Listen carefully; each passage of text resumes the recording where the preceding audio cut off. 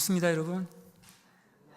네팔 인사 제가 하나 알려드리겠습니다. 네팔에는 안 믿는 사람끼리 인사를 할 때 나마스테라고 합니다. 나마스테. 그 뜻은 내 안에 있는 신이 당신 안에 있는 신에게 문안 인사합니다라는 뜻입니다. 조금 이상하죠?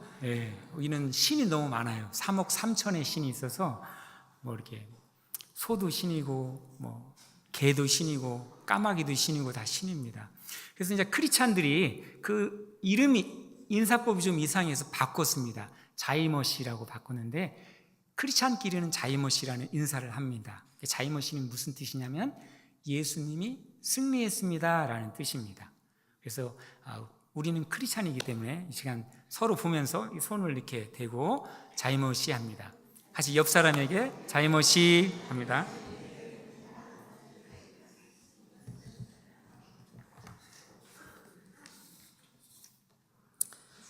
제가 2011년도에 안식년으로 잠깐 한국에 6개월 정도 들어왔었습니다. 그때 이 자리에 섰는데 한 벌써 7, 8년이 이렇게 지나간 것 같아요.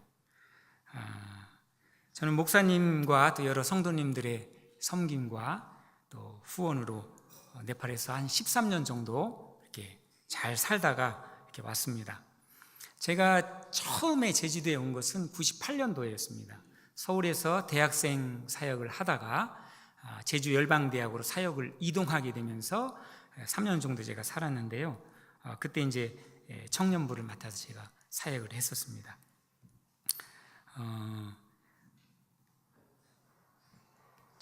제가 화면을 보면서 이렇게 말씀을 드리겠습니다. 저희 가족입니다. 딸 3명 있고요. 아내는 1명 있습니다.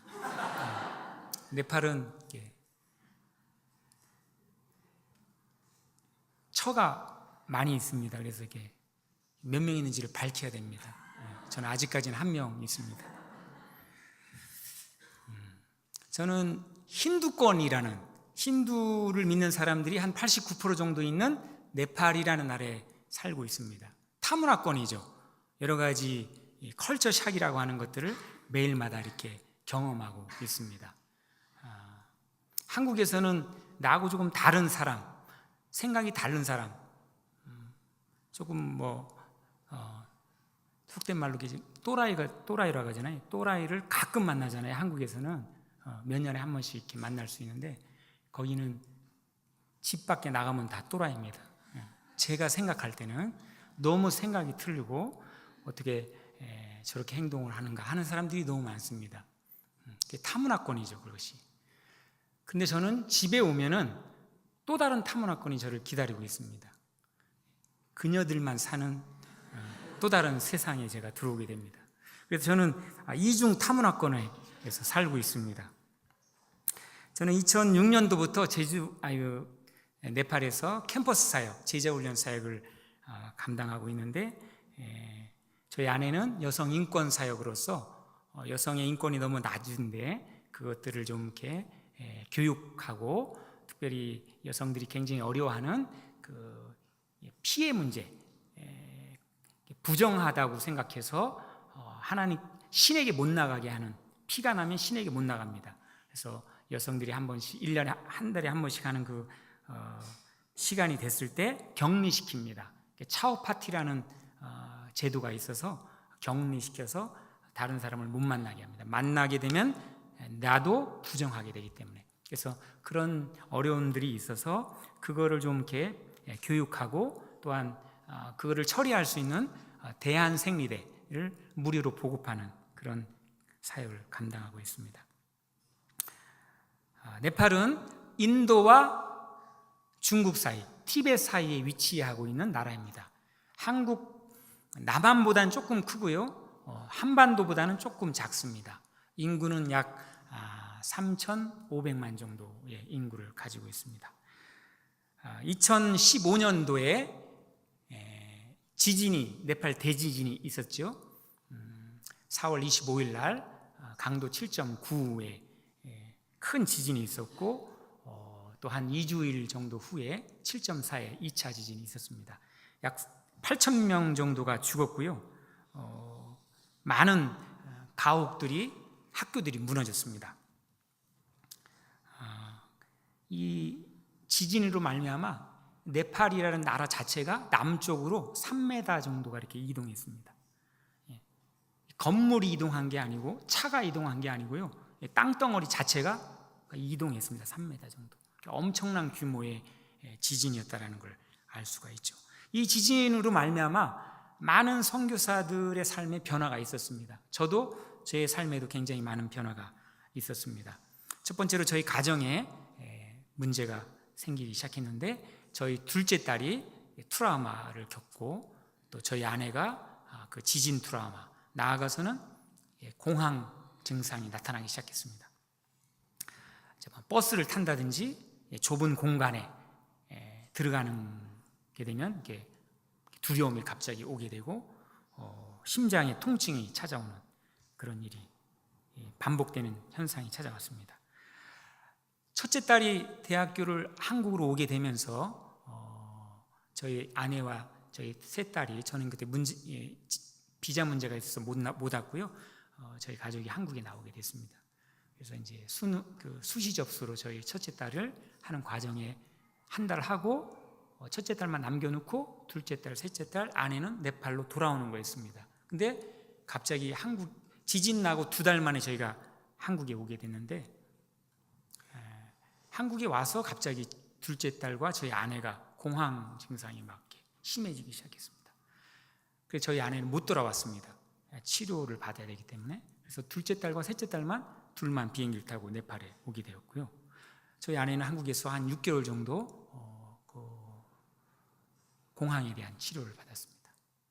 근데 저희 둘째 딸은 한국에 남아 있을 수가 없었어요. 왜냐하면 학교를 마쳐야 되기 때문에. 그래서 가지 말라고 했는데 네팔에 올 수밖에 없었고요. 네팔에 왔는데, 네팔에 오니까 이제 그 증상이 더 심해지는 거죠. 그래서 학교에서 이제 쓰러졌다고 전화가 옵니다. 제가 이제 가야 되죠. 공항에 오면은 이상하게 얘가 영어를 못하더라고요. 한국말은 하는데 영어를 못해요. 쓰러져가지고 손가락도 잘 못 움직이고 가만히 누워 있는데 한국말은 할 수 있었어요, 그때는. 그래서 제가 이제 데려오고, 그런 일이 이제 이렇게 반복적으로 있었는데, 제가 참 그때 어려웠던 시간인 것 같아요. 나는 네팔을 섬긴다고, 네팔을 선교한다고 이렇게 나와 있는데, 정작 나의 가족은 이런 지진으로 말미암아 공황을 겪게 되고, 아내는 한국에 있어야 되고, 네팔은 아이들과 제가 있는데 아이는 계속 학교에서 쓰러지는 그런 현상들 앞에서 제가 참 회의도 있고 갈등도 있었던 그런 시간들이었습니다. 그리고 지진이 일어난 1년 후에 저에게도 또 이렇게 탈진 증상이 오기 시작했습니다. 처음에는 이제 그게 뭔지를 몰랐죠. 그런 걸 경험하지 않았기 때문에. 근데 조금씩 시간이 지나면서 어떤 집중력이 떨어지게 되고, 사람을 만나는 것이 조금 어려워지는 그런 일들이 저에게도 찾아오기 시작했습니다. 그러면서 작년에 이제 여름에 아우리치 팀이 왔었잖아요. 아름다운 교회에서. 그때도 제가 탈진이 진행되고 있었어요. 그러나 이제 이렇게 아무렇지도 않은 듯 제가 이렇게 그 시간을 보냈지만, 그리고 팀이 간 다음에 이제 어떤 그 긴장이 떨어지는지 갑자기 확 제가 심해지더라고요. 그러면서 어떤 책을 읽는 것도 안 되고, 성경책을 읽지도 못하고, 묵상도 못하고, 기도도 못하고, 사람을 만나는 것은 너무 어렵고, 집에만 제가 있게 되었습니다. 그리고 이제 어떤 분노 조절이 잘 안 되고, 아내에게 또 저희 막내에게 이렇게 화를 막 내고, 또 사역지에 가서도 애들한테도 화를 굉장히 많이 내는 그런 일들이 이렇게 반복되었습니다. 그러다 제가 이렇게 하면 안 되겠다. 어떻게 할까? 인터넷을 찾아봐도 뭐 탈진을 해서 회복되는 어떤 그런 것이 별로 좋은 자료들이 없었어요. 그래서 제가 한국에 작년에 아무도 연락하지 않고 10월 말에 한국을 오게 되었습니다. 그래서 제가 기도원에 갔습니다. 제가 아는 방법이 그거밖에 없어서 기도원에 가서 좀 기도하고 쉬면서 좀 안식을 좀 하면 좋겠다. 그래서 안양에 있는 유명한 기도원에 갔는데 일주일밖에 있을 수가 없다라는 거예요.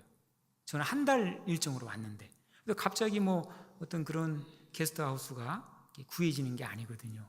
그래서 당황해가지고 이제 리서치를 하다가 예수원에 성령 세미나가 일주일간 그 다음 주에 있더라고요. 그래 거기 신청하고 그 다음 주는 은성수도원에 포천에 있는 은성수도원에서 무슨 또 관상기도 훈련이 있더라고요. 그래서 거기 또 신청하고 이렇게 그 다음은 대한수도원 이렇게 숙소를 위해서 이렇게 제가 돌아다녔던 시간들이었습니다. 근데 은혜롭게 하나님의 은혜롭게 제가 은성수도원에서 부활에 대한 문이 제가 열려지게 되었습니다. 제가 잠깐 간증하면요, 은성기도원은 개인 방을 사용합니다. 그래서 각자 방에서 침묵으로 기도하는 시간을 갖는데 제가 기도하는 중에 갑자기 어떤 구절이 떠올랐습니다. 로마서 14장 9절 말씀이 있는데요, 같이 한번 읽어볼까요? 이를 위하여 그리스도께서 죽었다가 다시 살아나셨으니 곧 죽은 자와 산 자의 주가 되려 하심이니라.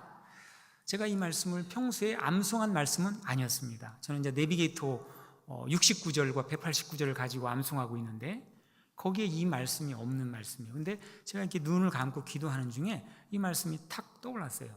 그래서 제가 침묵 기도도 잘 안 되고 그래서 그럼 이거를 좀 묵상해야 되겠다. 그래서 앞부분 그리스도께서 죽었다가 다시 살아나셨으니 제가 묵상했습니다. 그렇지, 예수님이 부활하셨지. 그리고 그 다음에 곧 죽은 자의 주, 그렇지, 그분은 지금 천국에서 죽은 자의 주인이 되시지. 마지막 파트, 그리고 이제 그분은 살아계셔서 지금 모든 산자의 주가 되시지 라고 묵상을 하고 있는데 갑자기 이 말씀이 저에게 적용을 해야 되잖아요. 2017년 박용훈의 주인이시지라는 항목에 묵상을 하는데 너무 이렇게 생경하게 생소하게 제가 느껴지더라고요. 그래서 왜 이렇게 낯설게 느껴지지? 나의 주인이라는 것이 내가 주님으로 믿지를 않나? 라는 의심을 하게 됐습니다. 근데 그때 한 가지 정확히 제가 설명하기는 어려운데 하여튼 환상인지 이미지인지 저 안에 하나가 떠올랐어요. 십자가였습니다. 십자가가 제 눈앞에 이렇게 있고 제가 정면에서 쳐다보고 있었습니다. 근데 제가 발 뒤꿈치를 들어서 그 뒤쪽으로 이렇게 보니까 뒤에 글씨가 있어요. 부활이라고 적혀 있습니다. 다시 제자리에서 발꿈치를 내리고 정면을 보니까 십자가만 보입니다. 부활은 보이지 않고. 근데 갑자기 이 이미지가 각도가 이동합니다. 이렇게 내 앞을 지나서 왼쪽에 십자가, 오른쪽에 부활, 이렇게 글씨가 보였습니다. 제가 왼쪽으로 고개를 돌려서 십자가를 쳐다봤습니다. 그리고 제가 묵상했습니다. 그래, 예수님이 나의 죄를 위해서 십자가에서 못 박히셨지. 그리고 제가 오른쪽으로 고개를 돌렸습니다. 부활, 그렇지, 예수님이 부활하셨지, 3일 만에. 그리고 다시 제가 왼쪽으로 고개를 돌렸습니다. 그렇지, 모든 인류를 위해서 예수님이 십자가에서 대속의 죽음을 하셨지. 그리고 오른쪽으로 고개를 돌리는데 갑자기 중앙에서 제가 스톱했습니다. 왜 스톱했냐면 부활을 갈 필요가 없더라고요. 이미 십자가에서 예수 그리스도를 하나님으로 믿었던 저에게 부활을 하든 부활을 못하든 별로 중요하진 않더라고요, 저한테는. 그래서 제가 다시 왼쪽으로 갔습니다. 그래서 십자가를 다시 묵상했습니다. 묵상하는 중에 갑자기 오른쪽에서 질문이 하나가 들어왔습니다. 그렇다면 이것을 너가 부활을 믿는다라고 할 수가 있을까? 라는 질문이 저 안에 딱 왔습니다. 제가 질문의 답을 못하겠더라고요. 나는 이미 십자가에서 예수 그리스도가 내 죄 문제를 해결하신 나의 구원자라고 믿었는데 이분이 부활을 하든 못하든 부활을 하면 좋고 부활을 못해도 제 신앙과 제 믿음에는 전혀 문제가 없더라고요. 근데 이것을 내가 이제까지 부활을 믿는다라고 얘기했는데 이걸 부활을 믿는다라고 얘기할 수 있을까? 라는 그 질문 앞에서 제가 대답을 못 하겠더라고요.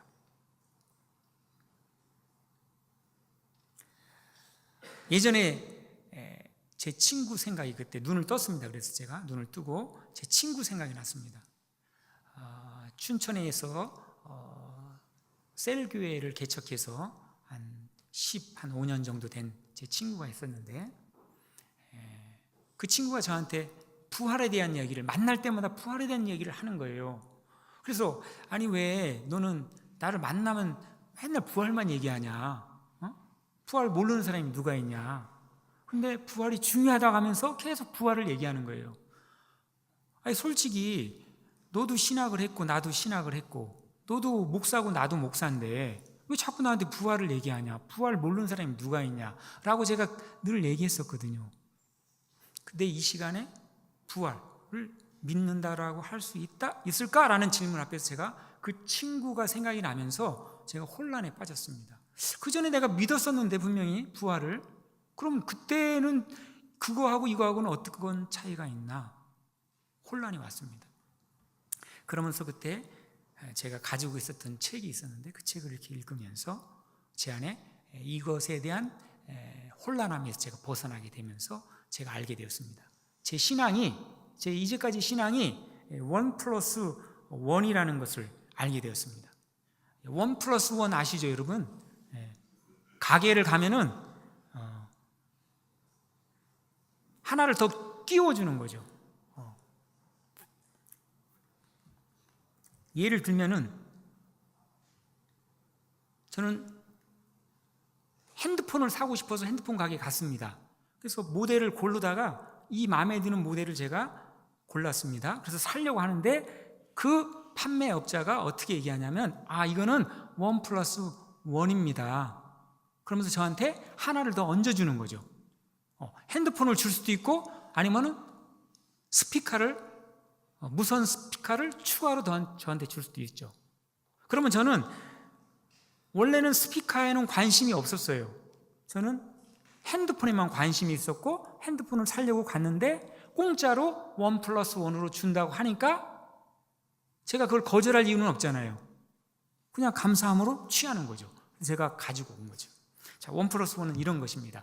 제 신앙이 1+1이었다는 것은 저는 부활에는 관심이 없었습니다. 저는 죄 문제에 관심이 있었습니다. 죄 문제를 해결해야 되는데 해결이 안 되면 지옥 간다고 하니까 이거 어떡하지? 하다가 예수 그리스도가 십자가에서 못 박혀 죽으셨어. 이분을 믿으면 네 죄 문제가 해결되는 거야. 이때 제가 십자가를 그냥 붙들었습니다. 근데 나중에 알고 보니까 이 예수님이 나중에 부활하셨다라는 거예요. 그래서 여기서 제가 예수님을 하나님으로 믿었는데 그분이 창조자인데 부활 못할 게 뭐가 있겠어요? 그 당연히 믿지. 천지를 창조하신 분인데 부활 그까이 못하겠어? 라고 제가 1+1으로 부활을 믿었다라는 걸 제가 알게 되었습니다. 그러나 성경은 이렇게 얘기하고 있지 않습니다. 성경은 부활을 통해서 십자가를 만날 수 있다라고 얘기하고 있습니다. 부활은 액세서리처럼 십자가에 따라오는 것이 아니라 부활이라는 관점을 통해서 십자가를 볼 때 이 십자가가 제대로 보인다는 것입니다.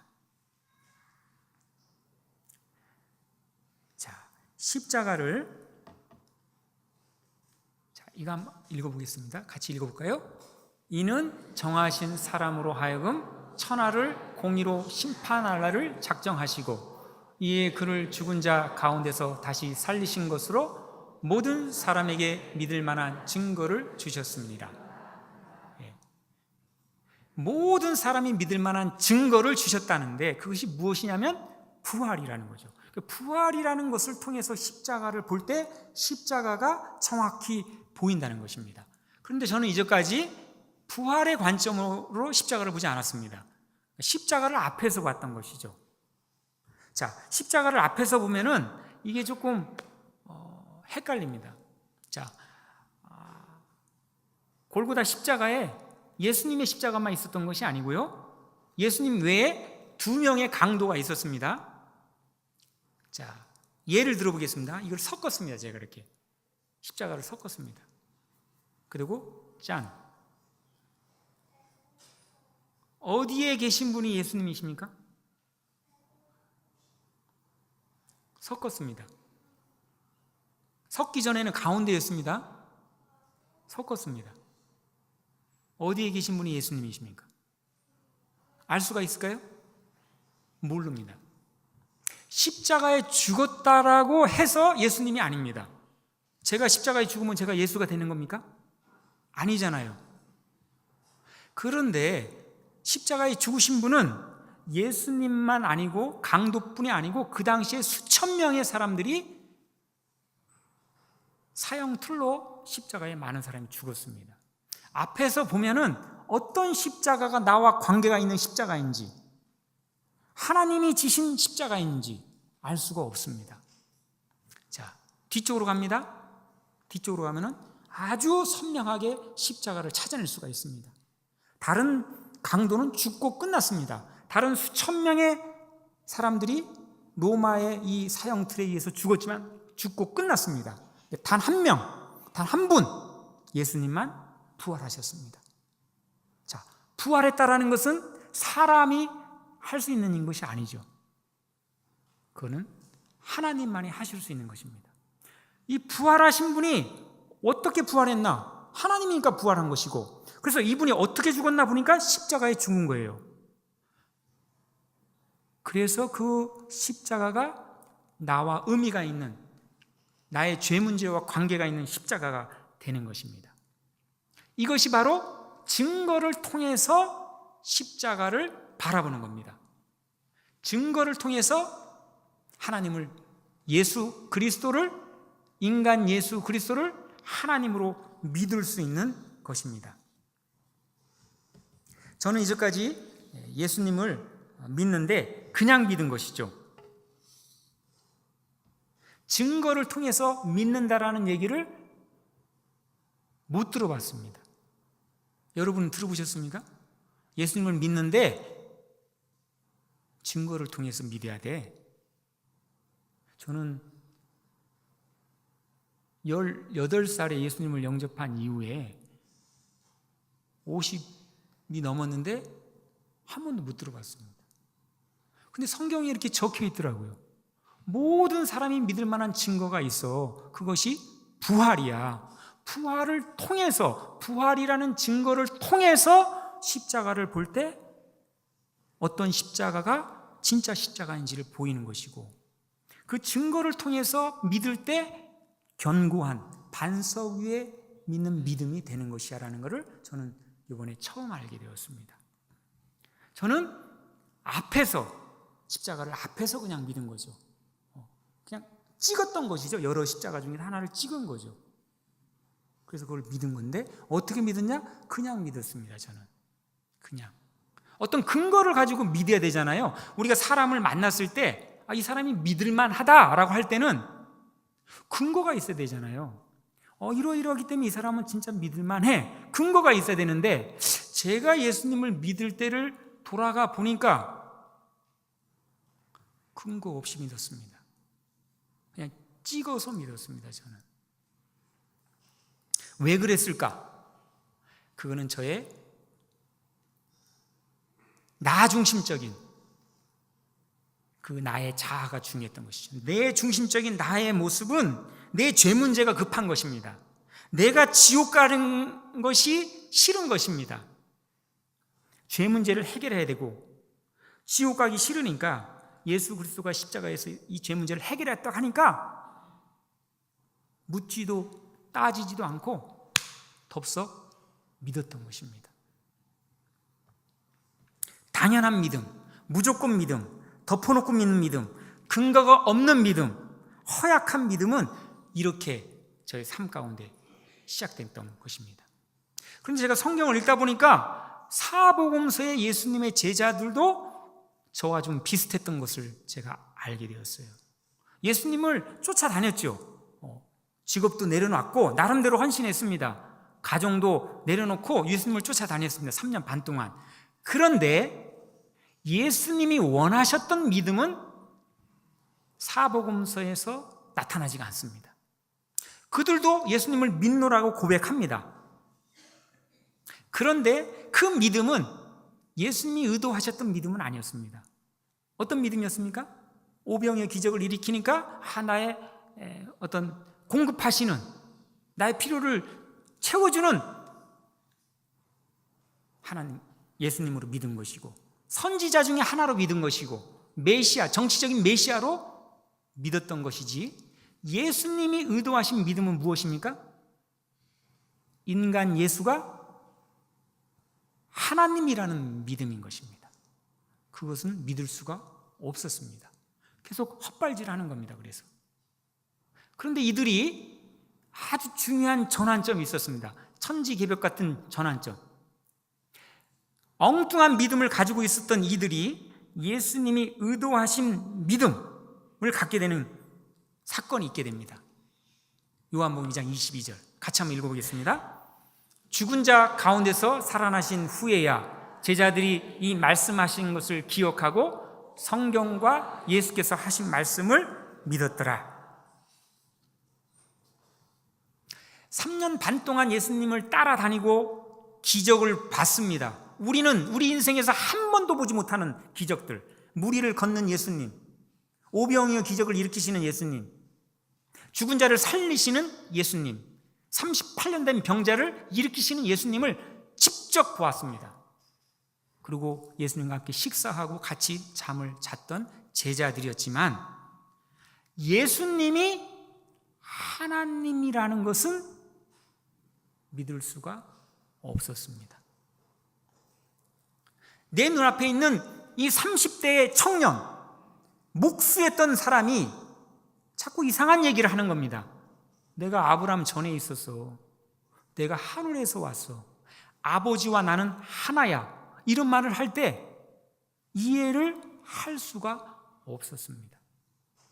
사람은 자기가 듣고 싶은 말만 듣습니다. 자기가 보고 싶은 것만 봅니다. 예수님의 제자들의 머릿속에는 하나님이 인간이 된다라는 개념 자체가 없었습니다.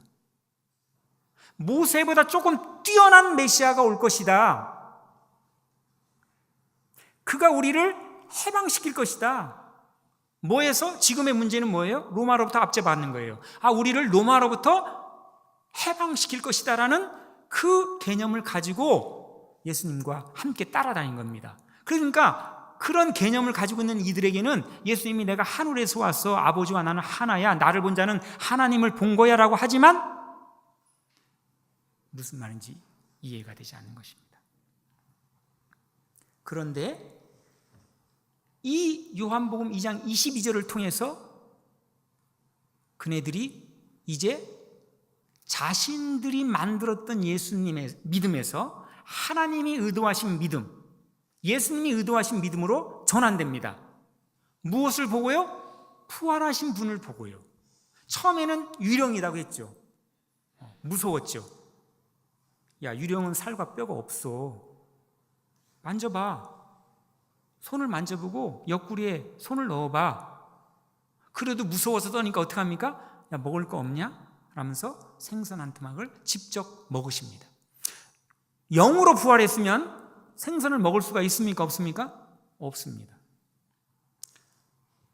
육으로 부활한 것입니다. 육으로. 구멍이 뻥 뚫려 있는 모습으로, 창자국이 있는 모습으로 부활하신 것입니다. 그때 그네들은 그 기간이 40일 동안 10번 이상을 그 예수님을 만나게 됩니다. 그러면서 그들은 굴복이 일어나게 되는 것이죠. 그 전에 예수님이 하셨던 많은 말씀들이, 이상한 말씀들이 많았어요. 이해되지 않는 말씀들이 많았어요. 근데 부활한 주님을 탁 만나니까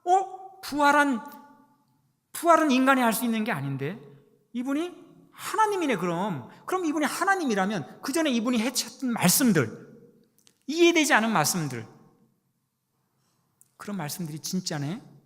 천국이 진짜 있는 거네? 지옥이 진짜 있는 거네? 이걸 한꺼번에 다 믿어지는 겁니다. 그 중요한 사건이 부활 사건인 것입니다. 도마는 10명의 제자들이 있었을 때 나타나셨던 예수님을 만나지 못했습니다. 그랬더니 도마가 그 제자들의 얘기를 들었죠. 흥분한 제자들의 얘기를 들었습니다. 우리가 부활하신 예수님을 만났어. 그렇지만 도마는 나는 그거 어떻게 믿을 수가 없네.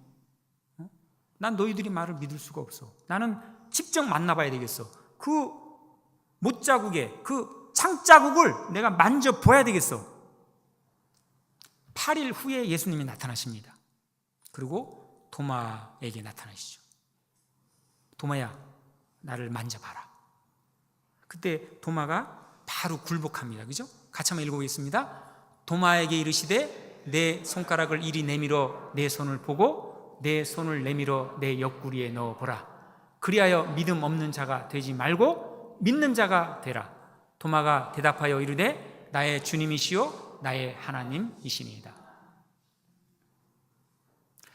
우리는 의심 많은 도마라고 보통 우리가 알고 있잖아요. 저는 다른 제자들도 저는 솔직히 마음에 안 들었어요. 제 믿음이 너무 좋아가지고 성경을 읽을 때마다 맨날 얘는 이렇게 헛발질을 하냐. 그런데 그 중에 도마는 더 마음에 안 들었어요. 근데 여러분 한번 상식적으로 생각하면은 다른 제자들도 부활하신 예수님을 만나고 나서 믿었습니다, 여러분. 도마만 예수님을 만난 다음에 믿은 게 아닙니다. 다 똑같습니다. 그리고 이 도마의 반응은 정상적인 것이죠. 지극히 상식적인 것이죠. 이제까지 내가 같이 밥을 먹고 같이 먹었던 청년, 이스라엘에 30대 먹은 청년이었는데 이분이 부활했어? 어떻게 부활해, 인간이? 그러니까 만나봐야 하는 것입니다. 만나봐야. 확인을 해봐야 되는 것이죠. 이 사람이 믿을 만한가를 확인을 하고 믿어야 되는 것이잖아요. 도마 앞에 예수님이 나타났을 때 그는 그냥 확인이 됐습니다. 확증이 됐습니다. 그러니까 바로 나의 주인님이십니다. 나의 하나님이시다고 그가 고백할 수밖에 없었던 것입니다. 1+1은 굉장히 유혹적입니다. 우리에게 달콤합니다. 이왕이면은 하나 주는 것보다 2개 준다니까 그거 고르게 되는 것이잖아요. 그죠? 일부러 찾잖아요. 이마트에 가서 어떤 게 1+1인가. 그런데요, 이 질보다 양이 주는 유혹에 넘어가서 1+1을 살게 되면 후회할 수도 있습니다. 질의 문제가 있습니다. 질에 유효기간이 짧은 것을 1+1으로 주기도 하고, 그래서 먹지 못해서 버리는 경우도 있습니다. 1+1 신앙도 비슷합니다, 여러분. 1+1 신앙은 고민을 안 해도 됩니다. 죄 문제? 죄 문제를 해결할 수 있네? 고민 없이 믿을 수 있습니다. 왜? 이거를 믿는데 대가집을 할 것도 없고 헌신할 것도 없습니다. 그냥 믿으면 천국 가게 해준다는데 그까이 거 왜 내가 안 믿어? 달콤합니다. 유혹적입니다. 그런데 허약합니다. 결정적인 장면에서 무너지게 됩니다. 보통 때는 신앙에 문제가 없습니다. 어느 날 나에게 암이 찾아왔을 때, 어느 날 내 자녀가 교통사고를 당했을 때, 어느 날 죽음이 내 앞에 왔을 때, 어느 날 파산당했을 때, 해고당했을 때, 내 신앙의 근본이 흔들리게 됩니다. 1+1 신앙은 흔들리게 됩니다. 우리가 믿는 예수님, 우리가 신뢰하는 그분이 누구인지를 알아봐야 됩니다, 여러분. 무턱대고 믿는 게 아니고, 이분이 진짜 역사적인 인물이었는지, 실존 인물이었는지, 신화였는지, 이분이 죽었다고 하는데 진짜 죽었는지, 기절한 건 아닌지, 유튜브에 그런 거 많이 나오잖아요, 그죠? 예수님이 십자가에 죽은 게 아니라 기절했다가 잠깐 깨어나가지고 인도에 가가지고 부처님의 제자가 되고 이런 얘기 많이 나오잖아요, 그죠? 알아봐야 됩니다, 여러분. 진짜 죽었는지, 그리고 이분이 부활했다고 하는데 진짜 부활했는지, 그것이 증거가 있는지, 성경 내적인 증거가 있는지, 성경 외적인 증거가 있는지 알아보고 살펴보고 믿으셔야 됩니다. 그럴 때 우리의 신앙이 흔들리지 않는 신앙, 반석 위에 세워진 그런 신앙이 되는 것입니다. 저는 1+1 신앙인지도 모르고 이제까지 살아왔습니다. 제가 생각할 때 제가 믿음이 되게 좋았습니다. 다른 사람이 저를 볼 때도 믿음이 좋다라고 얘기했습니다. 제 믿음에 문제가 있다라고 한 번도 생각한 적이 없습니다, 여러분. 고민 없이 믿었습니다. 당연하다고 믿었습니다. 그러나 제 안에 괴로움이 있었던 것은 성경과의 삶하고 내 삶과 거리가 있던 것에 대해서 괴로웠습니다. 하지 말라는 것을 안 해야 되는데 자꾸 생각 속에서 하게 됩니다. 어떤 액션만이 죄가 아니잖아요. 마음속에 일어나는 것도 죄잖아요. 이쁜 여자만 보면은 눈이 돌아갑니다, 이렇게. 젊었을 때는 그렇다 쳐도 나이가 50이 넘어갔는데 아직도 이렇게 돌아갑니다. 감사한 것은 네팔에 별로 이쁜 여자가 없어서 감사하죠. 하라는 것을 해야 되는데 내가 거룩하니 너희도 거룩할지어다. 염려하지 마라. 항상 기뻐하고 범사에 감사하라. 이게 제가 잘 안 되더라고요. 그래서 괴로웠습니다. 왜 이렇게 변화되지 않는 나의 모습? 10대 때 예수님을 영접했으면 20대는 조금 나아져야 되고 30대는 조금 더 나아져야 되고 40대는 50대는 좀 나아져야 되는데 제 삶을 보니까 별로 나아지는 게 없었습니다. 그 원인을 알게 되었습니다. 제 신앙이 1+1이었기 때문에 이렇게 허약했던 것입니다. 송두리째 흔들렸던 것입니다. 그리고 결국은 탈진까지 가게 됐던 것입니다. 십자가를 앞에서 보면 안 되는 것입니다. 십자가를 뒤에서 봐야 됩니다. 거꾸로 봐야 됩니다. 부활했기 때문에 그 십자가가 능력의 십자가가 되는 것이고 나와 관계가 있는 십자가가 되는 것이죠. 부활했기 때문에 하나님이 죽은 십자가가 되는 것입니다. 부활을 통해서 십자가를 믿어야 되는 것입니다. 부활이라는 증거를 통해서 십자가를 믿을 때 진짜 믿음이 된다는 것입니다. 동영상 하나. 여러분들은 이제 짧은 동영상 하나를 보실 겁니다. 동영상에 등장하는 여성 가운데 흰 옷을 입은 여성들이 공을 몇 번 패스하는지를 맞춰보세요.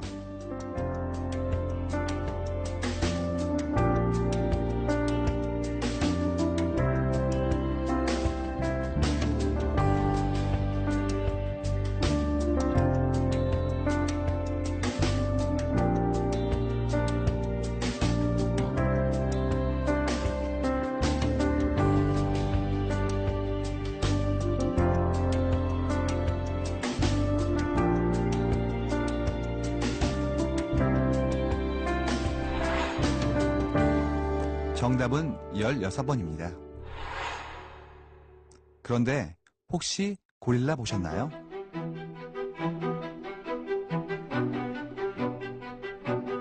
하버드 심리학과에서 만든 이 실험 영상을 본 사람 가운데 지금까지 절반이 고릴라를 보지 못했습니다.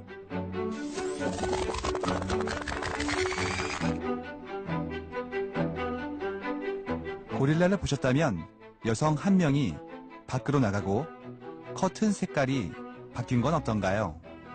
보셨나요? 있는데 못 보는 거죠. 그리고 없다고 생각하는 거죠. 우리가 그 관성에 따라서 자기 하는 일에 막 몰두하고 이러다 보면 이 세상이 바뀌는 걸 잘 모르거든요. 못 본 사람들은 아예 못 봤다는 인지조차 못 합니다.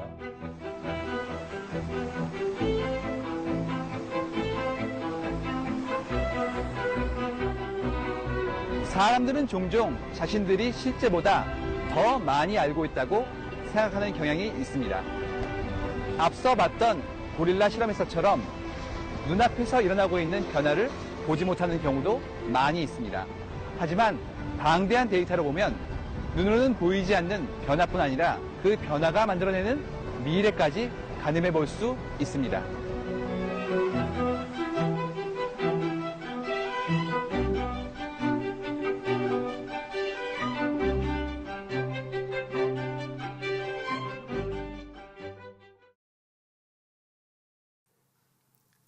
고릴라 보신 분 계십니까? 대부분은 고릴라를 못 보더라고요. 하얀 옷을 입은 여자에 주목하다 보니까 고릴라를 못 봅니다. 자, 본다고 우리가 다 보는 게 아닙니다, 여러분. 듣는다고 다 듣는 게 아닙니다. 안다고 다 알고 있는 게 아닙니다, 여러분. 성경을 볼 때 십자가를 보기 시작하면은, 십자가에 초점을 맞추게 되면은 나머지가 성경을 읽었긴 읽었는데, 설교를 들었긴 들었는데 다른 것이 안 들어옵니다, 여러분. 자, 어떻게 봐야 됩니까? 십자가가 중요하죠. 근데 그 십자가가 왜 중요하냐는 것입니다. 거꾸로 볼 때, 앞에서 보지 말고 뒤쪽에서 볼 때, 부활을 통해서 십자가를 볼 때 그 십자가가 진짜 십자가, 나와 관계 있는 십자가, 하나님이 죽은 십자가가 되는 것입니다, 여러분.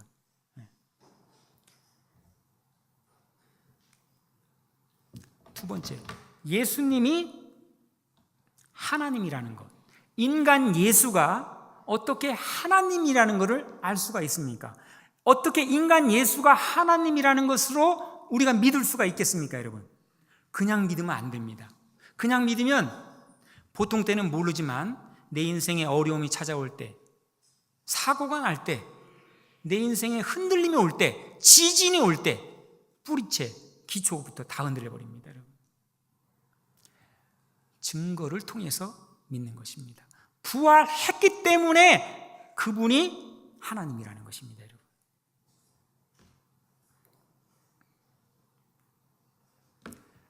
우리는 하나님을 믿는다고 합니다. 어디서 믿습니까? 마음에서 믿습니다. 자, 이 세 가지가 다 보이지가 않습니다. 하나님도 보이지 않는 존재입니다. 마음도 보이지 않습니다. 믿음도 보이지 않습니다. 이러다 보니까 우리가 신앙 얘기를 할 때 보면은 굉장히 추상적인 얘기를 합니다.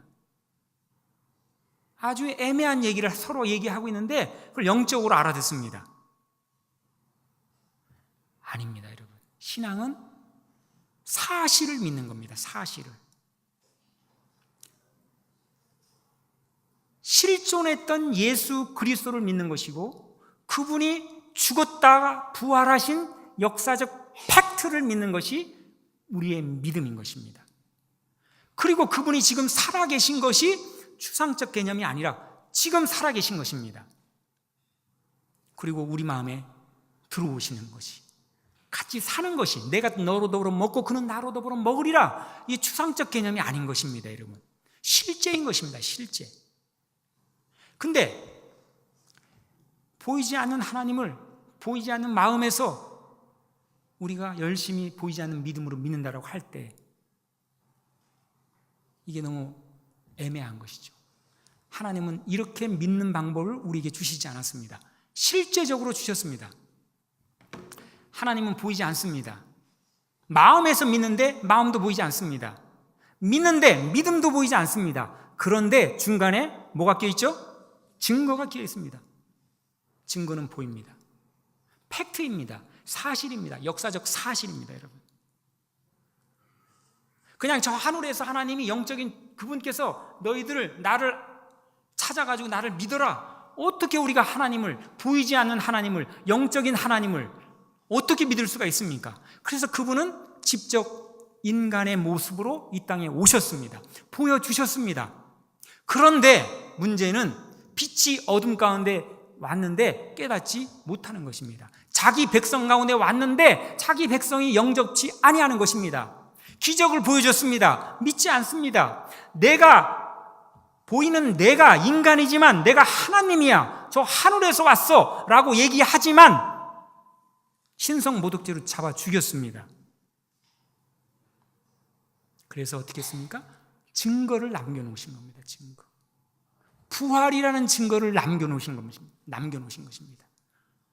그 부활이라는 증거는 빼도 박도 못하는 증거인 것입니다. 결정적 증거인 것입니다. 범인을 잡아놓고 우리가 심증적으로 너가 범인이야, 심증적으로 100% 너가 범인이야 라고 잡아넣습니다. 재판하면 어떻게 되죠? 경찰이 고문하고 협박해가지고 심증으로 고백하게 했어요. 재판에서 어떻게 됩니까? 풀려납니다. 증거주의입니다. 증거가 없으면 풀려납니다, 여러분. 예수님이 하나님이라는 것을 어떻게 알 수 있냐 이거죠.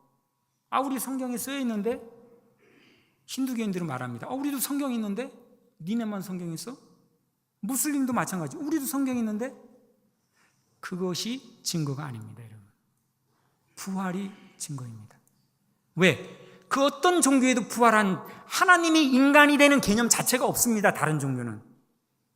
죽었다가 살아나는 부활 개념이 어떤 종교에도 없습니다. 기독교에만 있습니다. 하나님은 사도행전 17장 31절에 모든 사람이 믿을 만한 증거를 너에게 주었다라고 얘기하고 있습니다. 우리는 그냥 믿는 것이 아닙니다. 덮어놓고 믿는 것이 아닙니다. 부활을 통해서 예수님이 하나님인 것을 믿을 수가 있는 것입니다. 저는 이제까지 제 신앙은 1+1 신앙이었습니다. 십자가를 통해서 부활을 따라오는 걸로 믿었습니다. 1+1.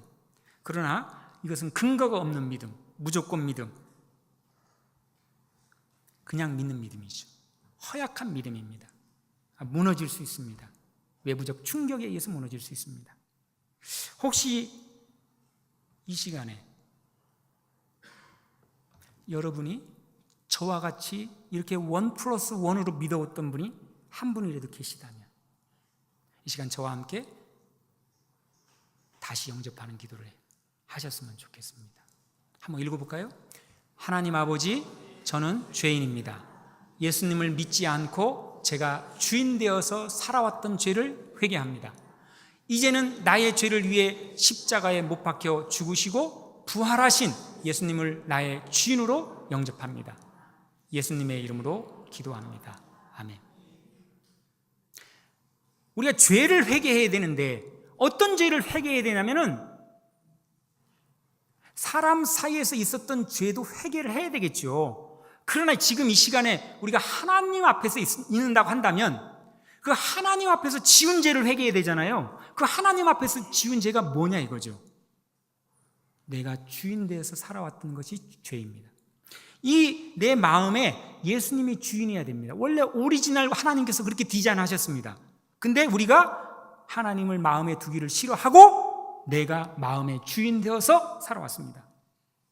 이 죄로부터 다른 죄들, 음란과 시기와 질투와 불의가 나오는 겁니다. 우리는 이 열매죄만 회개하고 있습니다. 지금 열매죄도 회개해야 됩니다. 본질적인 죄, 내가 주인 되어 살았던 죄, 내가 피조물인데 하나님 자리에 앉아 있었던 그 불법을 회개해야 되는 것입니다. 그리고 회개하고 어떻게 해야 됩니까? 예수님을 영접하는 것이죠. 영접하는데 영접이라는 것이 관용어구가 아닙니다, 여러분. 실제로 영접하는 겁니다. 어떻게 영접해야 돼요? 손님으로 영접하면 안 되고요. 주인으로 영접하셔야 됩니다. 내 마음에 당신이 창조자, 하나님, 주인님 되십니다. 당신이 내 안에 주인으로 와 주시옵소서. 로마서 14장 9절. 죽었다가 살아나셨으니 이는 죽은 자의 주, 산 자의 주가 되려 하심이니라. 부활한 이유가 주인 되려고 부활했다라는 것입니다, 여러분.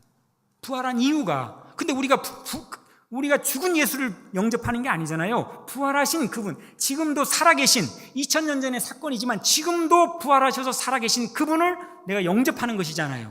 근데 부활하신 이유가 주인 되려고 부활하셨대요. 그러면 그분을 영접할 때 어떻게 영접해야 됩니까? 주인으로 영접해야 됩니다. 자, 이 시간 같이 기도하겠습니다. 이 시간 혹시 저와 같이 1+1의 신앙에 머물렀던 분들이 계시다면, 근거가 없이 그냥 믿었던 사람들이, 성도님들이 있었다면, 이 시간에 저와 같이 제가 하는 기도를 단락씩 따라서 하시면서 같이 이 시간 영접하는 시간을 가졌으면 좋겠습니다.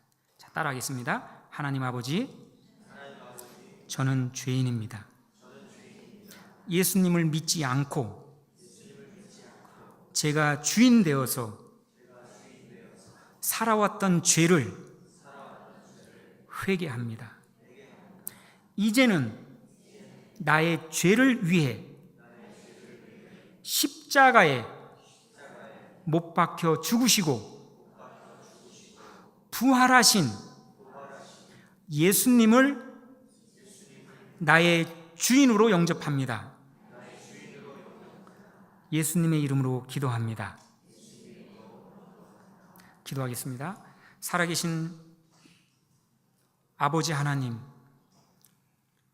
이 시간에 1+1의 신앙으로 머물렀던 성도들이 있었다면, 이 시간에 다시 한번 예수 그리스도를 영접하는 시간을 가졌습니다.